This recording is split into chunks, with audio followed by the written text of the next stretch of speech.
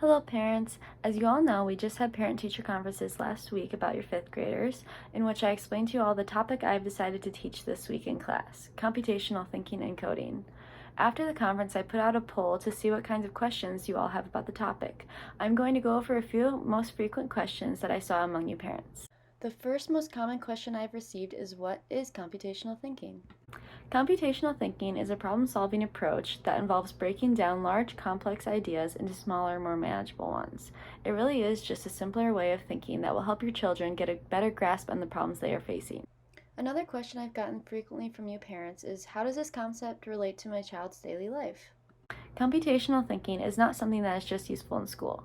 It can be applied to our everyday lives. If there is a problem that your child encounters, they can use computational thinking to assess the problem, look at ways to resolve it, and figure out a solution. Let's look at an example. Say your child has a very messy room. He or she will look at the situation, the room, and start to think of a list of things in their head to clean. Your child will then think about what they have to do to clean their room and make a list, just like the one you see here. They will either make it in their head or on paper. So they'll start with folding clothes, putting them away, making their bed, folding blankets, vacuuming floors. In this scenario, the child is looking at the overarching problem and breaking it down to smaller steps. At this point, after it is in simple steps, the child can recognize that there is a pattern and solve it.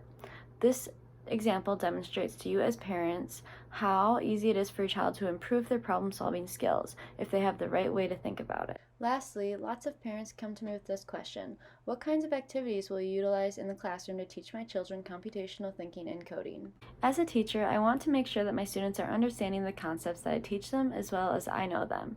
I like to make sure that your children have opportunities to say what is on their mind and ask them questions at any given time. I incorporate this by teaching in a more conversational style, where communication between everyone is encouraged and welcome.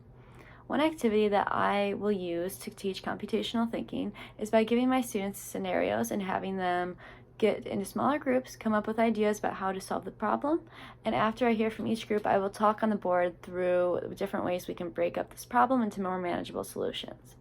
In this activity, it gives the students an opportunity to think for themselves and work through problems with their classmates. We will also use technology that we have in school and use it for various coding games and activities that will help your children better adjust to technological resources.